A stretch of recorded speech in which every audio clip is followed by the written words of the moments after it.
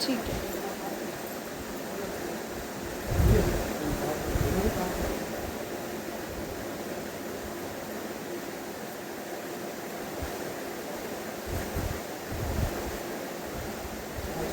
रेशमी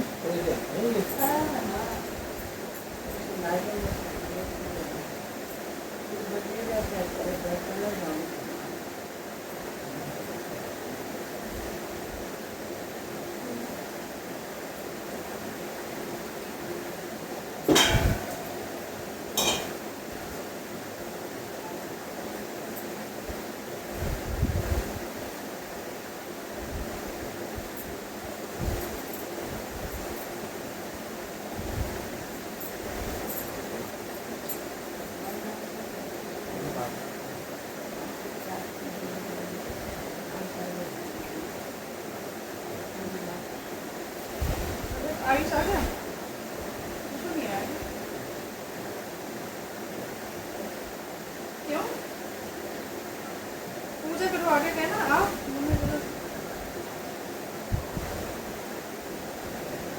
आ जाओ पूजा करवा के। पूजा करवा के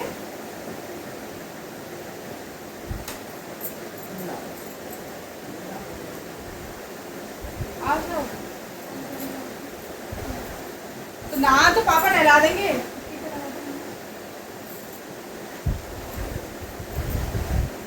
नहीं आ जाओ।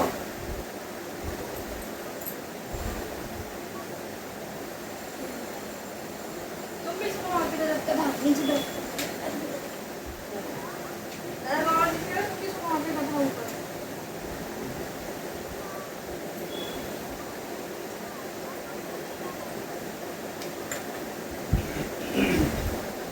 इनको ले आओ मेरा तुम भी देखो।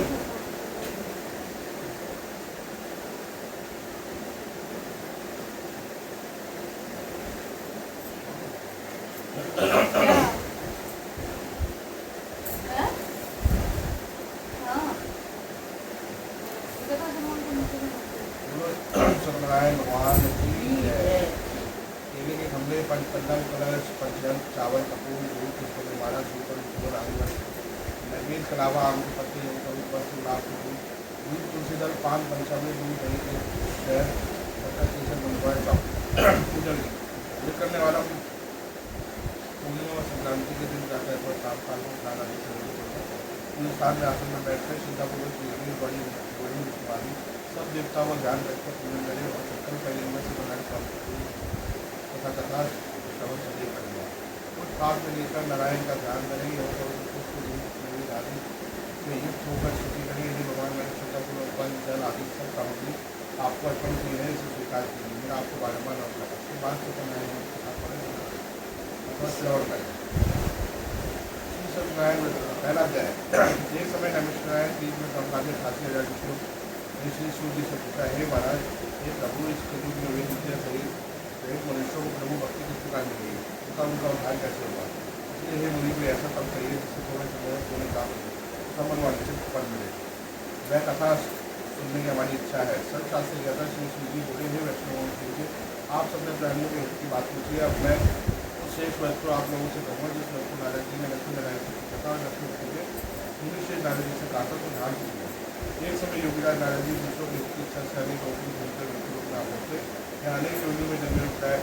सभी मनुष्यों को अपने कर्मों द्वारा अनेकों दुखों से पीड़ित देकर सोचा किस स्तुति करने से मुझे ही प्राणियों के दुखों का नाश हो सकेगा। ऐसा मन में सोचकर विष्णु लोक हो गए। वहाँ श्वेत वर्ण 4 विधवाओं वाले देवों के ईश नारायण को देखकर जिनके हाथ में शंख चक्र गदा और पद्म थे तथा वरमाला पहने हुए थे स्तुति करने लगे। हे भगवान, आप अत्यंत शक्ति से संपन्न है, मन तथा वाणी से आपको नहीं पा सकती। आपका आदि मध्य अंत नहीं है, निर्गुण स्वरूप सृष्टि के आदि और भक्तों के दुखों को नष्ट करने वाले हो, आपको नमस्कार है। नारद जी ने इस प्रकार की सुनकर विष्णु भगवान बोले, हे मुनिश्रेष्ठ, आपके मन में क्या है? आप किस काम के लिए आगे हुआ है? निसंकोच कहो। तब नारद मुनि बोले, मृत्यु लोग सब मनुष्य जो अनेक योनियों में पैदा हुए हैं अपने अपने कर्मों के द्वारा अनेक प्रकार के दुखों से दुखी हो रहे हैं। हे नाथ, मुझ पर दया रखते हुए बताइए, उन मनुष्यों के सब दुख थोड़े से प्रति कैसे दूर हो सकते हैं? श्री भगवान जी बोले, हे नारद, मनुष्यों की भलाई के लिए तुमने बहुत अच्छी बात पूछी है। जिस काम के करने से मनुष्य मौत से छूट जाता है वह मैं कहता हूँ सुनो। बहुत पुण्य देने वाला स्वर्ग तथा मृत्यु लोग दोनों दुर्लभ का व्रत है। आज मैं प्रेमवश होकर तुमसे कहता हूँ, सत्यनारायण का यह व्रत अच्छी तरह विधि पूर्वक करके मनुष्य आयु से यहाँ सुख भोग कर बनने पर मोक्ष को प्राप्त होता है। श्री भगवान के उत्तर सुनकर नारद जी बोले कि इस व्रत का फल क्या है, क्या विधान है, और किसने इस व्रत को किया है, और किस दिन यह व्रत करना चाहिए, कहाँ से भगवान बोले दुख शोक आदि को दूर करने वाला, धन धान्य उड़ाने वाला, सौभाग्य संतान को देने वाला, यह व्रत सब स्थानों पर युद्धि करने वाला है।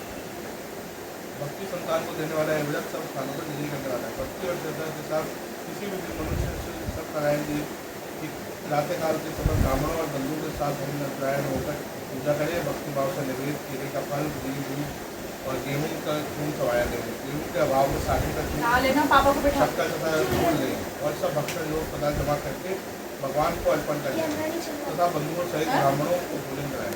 पश्चात स्वयं भोजन करें। नृत्य गीत आदि का आचरण कर सत्यनारायण भगवान का स्मरण करते हुए समय व्यतीत करें। इस तरह व्रत करने पर मनुष्य की इच्छा निश्चय पूरी होती है। विशेषकर कलिकाल में भूमि पर मेरे मोक्ष का सरल उपाय है। बोलो सत्यनारायण भगवान की जय। दूसरा अध्याय। सूर्य बोले हैं ऋषियों, जिसने पहले समय में यह व्रत किया उसका इतिहास कहता हूँ, ध्यान से सुनो। सुंदर काश्यप की नगरी में नतन निर्धन ब्राह्मण रहता था। वह भूख और प्यास से बेचैन होने तक पृथ्वी पर घूमता था। ब्राह्मणों से प्रेम करने वाले भगवान ने ब्राह्मण को दुखी देखकर पूरे ब्राह्मण का रूप धर उसके पास आदर के साथ पूछा, हे मित्र, नित्य दुखी वो पृथ्वी पर क्यों घूमता है? हे श्रेष्ठ ब्राह्मण, यह सब मुझसे कहो, मैं सुनना चाहता हूँ। ब्राह्मण बोला, मैं निर्धन ब्राह्मणों को करता हूँ। हे भगवान, यदि आप उसका उपाय जानते हो तो कृपा करता हूँ। वृद्ध ब्राह्मण बोला कि सत्यनारायण भगवान मनवांछित फल देने वाले हैं। उसने हे ब्राह्मण को उसका पूजन कर, जिसके करने से मनुष्य सब दुखों से मुक्त हो जाएगा। ब्राह्मण को व्रत का सारा विधान बताकर ब्राह्मण का रूप धारण करने वाले सत्यनारायण भगवान अंतर्धान हो गए। जिस व्रत को वृद्ध ब्राह्मण ने बताया था मैं उसको करेंगे। यह निश्चय करने पर उसे रात को नींद नहीं आई। वह सवेरे सत्यनारायण के व्रत का निश्चय कर भिक्षा देने चला। उसको भिक्षा में बहुत धन मिला। इससे भगवान के साथ उसने सत्यनारायण का व्रत किया। इसके करने से ब्राह्मण सब लोगों से छूकर अनेक प्रकार की संपत्तियों से युक्त हुआ। उस समय से वह ब्राह्मण हर मास व्रत करने लगा। इस तरह सत्यनारायण भगवान के व्रत को जो करेगा वह मनुष्य सब लोगों से छूट जाएगा। इस तरह नारद जी से नारायण का कहा हुआ यह व्रत मैंने तुमसे कहा है, मैं और क्या कहूँ। ऋषि बोले, हे मनुष्य, संसार में इस ब्राह्मण से सुनकर किस किसने इस व्रत को किया? हम यह सब सुनना चाहते हैं, इसलिए हमारे मन में श्रद्धा है। सूर्य बोले, हे मनुष्य, जिस जिसने इस व्रत को किया वह सब सुनो। एक समय एक ब्राह्मण धन और ऐश्वर्य के अनुसार बंधु बांधवों पर धन करने को तैयार हुआ। उसी समय एक लकड़ी बेचने वाला बूढ़ा आदमी आया और बाहर लकड़ियों पर रखकर ब्राह्मण के मकान में गया। प्यास से दुखी लकड़हारा उनको व्रत करने देखकर ब्राह्मण को नमस्कार कर कहने लगा कि आप यह क्या कर रहे हैं? इसके करने से क्या फल मिलता है? कृपा करके मुझसे कहो। ब्राह्मण ने कहा, सब मुकाबला को पूर्ण करने वाला यह सत्यनारायण भगवान का व्रत है। इसकी कृपा से मेरे यहाँ धन धान्य आदि की वृद्धि हुई है। ब्राह्मण ने व्रत के बारे में जानते लकड़हारा बहुत प्रसन्न हुआ। चरणामृत और प्रसाद खाने के बाद अपने घर को गया। लकड़हारे ने अपने मन में इस प्रकार संकल्प किया कि आज अगर मैं लकड़ी बेचने की जो धन मिलेगा उसी से सत्यनारायण देव का उत्तम व्रत करेगा। यह मन में विचार कर वह बूढ़ा आदमी लकड़ियाँ इस पर रखकर जिस नगर में भगवान लोग रहते हैं वह ऐसे सुंदर नगर में गया। उस रोज से वहाँ उस लकड़ियों का दाम पहले दिनों से चौगुना मिला। तब वह बूढ़ा लकड़हारा दाम में रहते किसान होकर पक्के केले की पूरी, शक्कर की, दूध, दही और गेहूँ का आटा इत्यादि सत्यनारायण भगवान के व्रत की कुल सामग्रियों को लेकर अपने घर गया। फिर उसने अपने भाइयों को बुलाकर विधि के साथ भगवान जी का पूजन और व्रत किया। उस व्रत के प्रभाव से बूढ़ा लकड़हारा धन आदि से युक्त हुआ और संसार के समस्त दुख होकर बैकुंठ को चला गया। बोलो सत्यनारायण भगवान की जय। तीसरा अध्याय। सूर्य बोले, हे श्रेष्ठ, अब आगे कथा कहता हूँ, सुनो। पहले समय में उनका मुख नाम का एक बुद्धिमान राजा था। वह सत्य को जन्मे था। प्रतिदिन देव स्थानों पर जाता और गरीबों को धन देकर करता था। उसकी पत्नी कमल की समान मुख वाली और सती सावित्री भविष्य का नदी के तट पर उन दोनों ने एक सत्यनारायण का व्रत किया। उस समय में वहाँ एक साधु वैश्य आया। उसके पास व्यापार के लिए बहुत सा धन था। वह नाव के किनारे पर ठहरा कर राजा के पास गया और राजा को व्रत करते देखकर विनय के साथ पूछने लगा, हे राजन, भक्ति से आप क्या कर रहे हैं? मेरी सुनने की इच्छा है, तो आप ये मुझे बताइए। राजा बोला, हे साधु, अपने पांडवों के साथ मुक्तादि की प्राप्ति के लिए यह महाशक्तिमान सत्यनारायण भगवान का व्रत और पूजन किया जा रहा है। राजा का वचन सुनकर साधु आदर से बोला, हे राजन, मुझसे इस सब पर विधान कहो, मैं भी आपके कथा अनुसार सबको करूँगा। मेरे भी कोई संतान नहीं है और निश्चय ही हुई। राजा से सब विधान सुन व्यापार से निर्मित हो गए आनंद के साथ घर गया। साधु ने अपनी स्त्री को संतान देने वाले को पुलिस का समाचार सुनाया और कहा कि जब मेरी संतान होगी तब मैं पुलिस को करूँगी। साधु ने ऐसे वचन अपनी स्त्री लीलावती से कहे और एक दिन उसकी स्त्री लीलावती पति के साथ आनंदित और संसारी घर में प्रवृत्त होकर सत्यनारायण भगवान की कृपा से गर्भवती हुई तथा 10वें महीने में उसके एक सुंदर कन्या का जन्म हुआ। जो दिन में इतना बढ़ने लगी जन्म बढ़ता है। कन्या का नाम कलावती रखा। तब लीलावती ने मीठे शब्दों में अपने पति से कहा कि जो आपने संकल्प किया था कि भगवान का व्रत करूंगा अब आप साधु बोला है कि इसके विवाह पर करूंगा। इस प्रकार अपनी पत्नी को आश्वासन देकर नगर हो गया। कलावती प्रतिक्रिया में वृद्धि को प्राप्त हो गई। साधु ने जब नगर में सखियों के साथ अपनी पुत्री को देखा तो तुरंत दूध बुलाकर कहा कि पुत्री के वास्ते कोई सुयोग के वन देखकर लाओ। साधु की आज्ञा पाकर दूध कंचन नगर पहुंचा। वहाँ पर बड़ी खोज कर देखभाल कर लड़की के लिए सुयोग होने पुत्र को ले आया। उस सुयोग लड़के को देखकर साधु ने अपनी बंधु बांधवों सहित प्रशंसित अपनी पुत्री का विवाह उसके साथ कर दिया, किंतु दुर्भाग्य से विवाह के समय भी उसको करना भूल गया। तब श्री भगवान क्रोधित हो गए और श्राप दिया कि तुम्हें दारुण दुख प्राप्त होगा। अपने कार्य कुशल साधु बने जमाता सहित इसलिए नगर में गया और वहाँ दोनों ससुर जमाई चंद्र राजा के उस नगर में व्यापार करने लगे। एक रोज भगवान सत्यनारायण की माया से प्रेरित कोई चोर राजा का मारा जा रहा था, किंतु राजा के दूतों को आता देखकर चोर ने घबराकर भागते हुए राजा के धन को वहीं चुपचाप रख दिया जहाँ वो ससुर जमाई ठहरे हुए। जब दूतों ने उस साधु व्यक्ति के पास राजा के धन को रखा हुआ देखा तो वह दोनों को बांधकर ले गया और प्रसन्नता से लौटते हुए राजा के समीप जाकर बोला, यह दो चोर हम पकड़ कर लाए हैं, कैसे आ गया। जब राजा के आगे तो मुकदमा कारावास को डाल दिया, उनका सब धन छीन लिया। सत्यनारायण भगवान के श्राप द्वारा उनकी पत्नी भी घर पर बहुत दुखी हुई और घर पर जो धन लगाकर चोर चुराकर ले गया। शारीरिक और मानसिक पीड़ा तथा भूख प्यास से अति होते तो अन्य की चिंता में कलावती ब्राह्मण के रह गई। वहाँ उसने सत्यनारायण भगवान का व्रत होते देख फिर कथा सुनी तथा प्रसाद ग्रहण कर रात को घर माता ने कलावती से कहा, हे पुत्री अब तक कहाँ थी, तेरे मतलब क्या है। कलावती बोली, है माता एक ब्राह्मण के सत्यनारायण भगवान का व्रत देखा। कन्या के वचन सुनकर लीलावती भगवान के पूजन की तैयारी करने लगी। लीलावती ने परिवार बंधुओं सहित सत्यनारायण भगवान का पूजन किया और वर मांगा कि मेरे पति का भगवान शीघ्र आ जाए। साथ ही प्रार्थना की कि हम सबका अपराध क्षमा करें। सत्यनारायण भगवान ने तुरंत से संतुष्ट हो गए। राजा चंद्र ने सबके दर्शन देकर कहा, हे राजा दोनों वैश्यों को चाहते ही छोड़ और उनका सब धन जो तुमने ग्रहण किया है नहीं तो मैं तेरा धन राजन सब नष्ट कर देगी। राजा से ऐसे वचन कहकर भगवान अंतर्धान हो गए। प्रातःकाल राजा चंद्र ने तुरंत सभा का सब शब्द सुनाया। फिर दोनों बड़े पुत्रों को प्यार से मुक्त सभा में बुलाया। दोनों ने आते ही राजा को नमस्कार किया। राजा मीठे वचनों से बोला, हे महानुभाव ऐसा कठिन दुख प्राप्त हुआ है, अब तुम्हें कोई भय नहीं है। ऐसा कहकर राजा ने उनको नए नए वस्त्र आभूषण पहनाए तथा उनका जितना धन दिया था उससे दुगना धन देकर आदर सहित विदा किया। दोनों वैश्य अपने घर को चल दिए। बोलो सत्यनारायण भगवान की जय। सूची बोले, वैश्य ने मंगलाचरण करके यात्रा आरंभ और अपने नगर को चला। उनसे थोड़ी दूर निकलने पर जल्दी वेशधारी सत्यनारायण ने उनसे पूछा, नहीं साधु तेरी नाव में क्या है। अभिमानी उन्हें हंसता हुआ बोला, हे रंगी आपकी पूछे क्या धन लेने की इच्छा है। मेरी नाव में तो बेल और पत्ते भरे हुए। वैश्य का कठोर वचन सुनकर भगवान ने कहा, तुम्हारा वचन सत्य है। लंडी ऐसा कहकर वहाँ से दूर चले गए। कुछ दूर जाकर सूर्य के किनारे बैठ गए। लंडी के जाने पर वैश्य ने नृत्य क्रिया करने के बाद नाव को ऊँची ऊँची देखकर अचंबा किया और नाव में बेल पत्ते आदि देखकर मुझे को मुँह का देखा। फिर गुस्सा खोलने पर अत्यंत शोक करने लगा। तब उसका दामाद बोला कि आप शोक न करें, यह गंदी का श्राप है, अतः उसकी क्षण करना चाहिए, तभी हमारी मनोकामना पूरी होगी। दामाद के वचन सुनकर साधु वाले नंदी के पास पहुंचा और अत्यंत भक्ति भाव से नमस्कार करके बोला, हे भगवान आपकी माया से ब्रह्मा आदि भी आपके रूप को नहीं जानते, तब मैं अज्ञानी कैसे जान सकता हूँ। आप प्रसन्न होइए, मैं सामर्थ्य के अनुसार आपकी पूजा करूँगा। मेरी रक्षा करने पहले के समान मौका में करता हूँ। उससे भक्ति पूजन सुनकर भगवान प्रसन्न हो उसकी इच्छा अनुसार वन देकर अंतर्धान हो गए। तब उन्होंने नाव पर आकर देखा कि नाव धन से परिपूर्ण है। फिर वह भगवान सत्यनारायण का पूजन कर साथियों सहित अपने नगर को चला। जब अपने नगर के निकट पहुंचा तब दूत को घर भेजा। दूत ने साधु के घर जा उसकी स्त्री को नमस्कार कर कहा कि साधु के दवान सहित उस नगर के समीप आ गए। ऐसा वचन सुन साधु की स्त्री बड़े हर्ष के साथ सत्यदेव का पूजन कर पुत्री से कहा, मैं अपने पति के दर्शन को जाती हूँ तो कार्य पूर्ण कर शीघ्र आना। माता के ऐसे वचन सुनकर कलावती प्रसाद छोड़कर पति के पास गए। प्रसाद की अवज्ञा के कारण सत्यदेव दुष्ट हो गए। उसके पति को नाव सहित पानी को डुबो दिया। कलावती अपने पति को न देखकर रोकती हुई जमीन पर गिर गई। इसलिए नौका को डूबा हुआ तथा कन्या को रोता देख साधु को बोला, है प्रभु मुझसे या मेरे परिवार को हुई है, उसे क्षमा करो। उसके दीन वचन सुनकर सत्यदेव प्रसन्न हो गए और आकाश आकाशवाणी हुई। साधु ने साधु तेरी कन्या मेरे प्रसाद को छोड़कर आई है, इसलिए इसका पति अदृश्य हुआ है। यदि वह घर जाकर प्रसाद खाकर लौटे तो इसे पति अवश्य मिले। ऐसी आकाशवाणी सुनकर कलावती ने घर पहुंचकर प्रसाद खाया, फिर आकर पति के दर्शन किए। तत्पश्चात साधु ने बंधु बांधवों सहित सत्यदेव का विधि पूर्वक पूजन किया। उस दिन से प्रत्येक पूर्णिमा को सत्यनारायण भगवान का पूजन एवं कथा करने लगा। फिर इस लोक कसूब होकर अंत में स्वर्गलोक को गया। बोलो सत्यनारायण भगवान की जय। 5वां अध्याय। सूर्य बोले, हे ऋषियों में और भी कथा कहता हूँ सुनो। पालन में तीन सोमध्वज नाम का एक राजा था। उसने भी भगवान का प्रसाद त्यागकर बहुत दुख पाया। एक समय वन में जाकर वन्य पशुओं को मारकर बड़ के नीचे आया। वहाँ उसने ग्वालों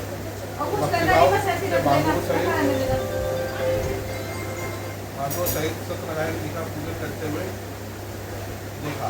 राजा देख कर भी अभिमानवश पंडा नमस्कार ही किया। जब ग्वालों ने भगवान का प्रसाद लगा तो वह प्रसाद को त्यागकर सीता नगरी में वहीं उसने सब कुछ नष्ट पाया। तो वह जान गया कि ऐसा भगवान ने किया है। तब वह विश्वास कर ग्वालों में समीप गया और विधि पूर्वक पूजन कर प्रसाद खाया तो सत्य के पास से पहले जैसा था वैसा ही हो गया। फिर जीतकाल तक भोग कर मरने पर स्वर्ग लोक गया।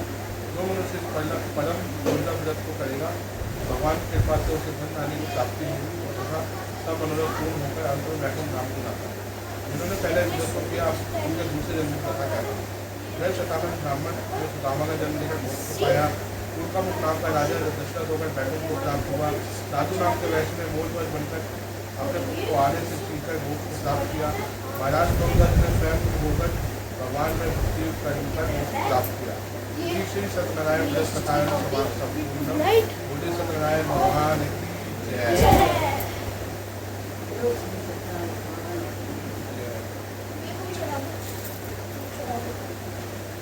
चढ़ाओ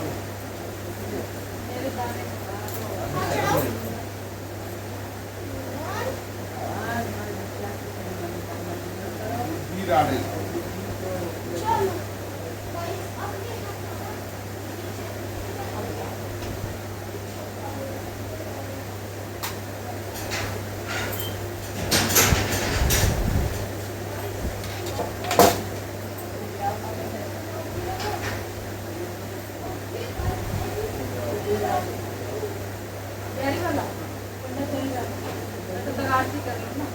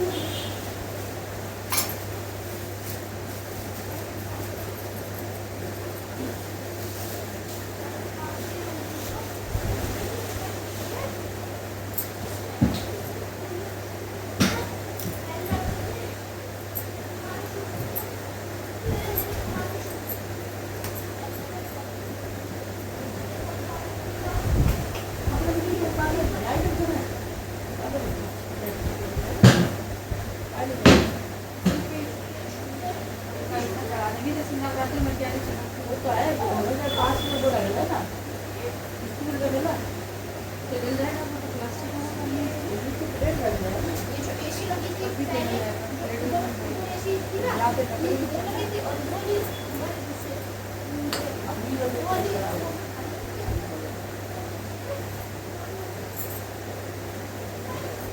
सुहा करें सही जगह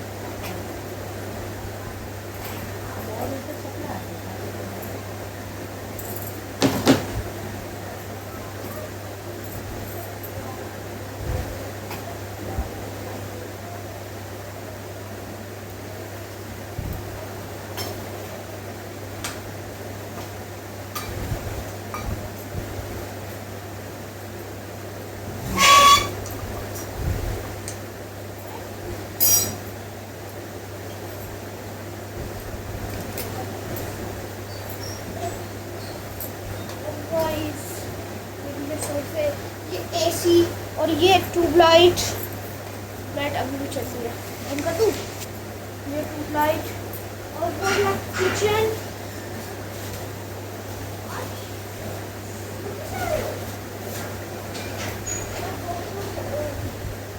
गाइस ये और वो ये मेरी स्टडी करूँ एंड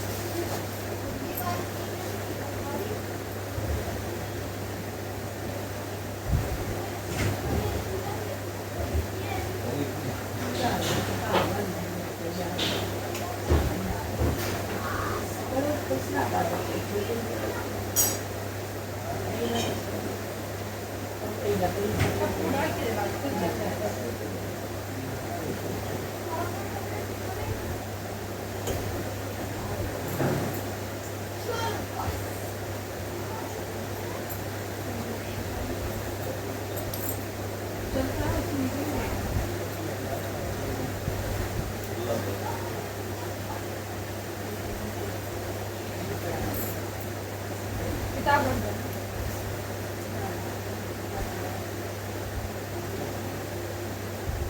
फोन में निकालेगा ना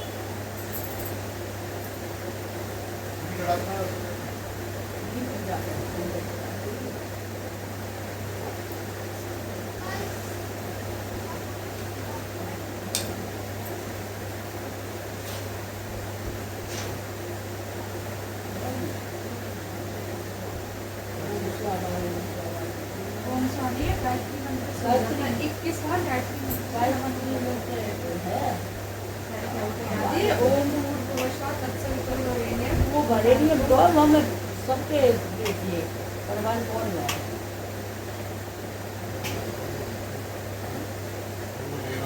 और ले लो अपन लगा दो दीदी मेरी दुकान तो है ना उससे हम बोल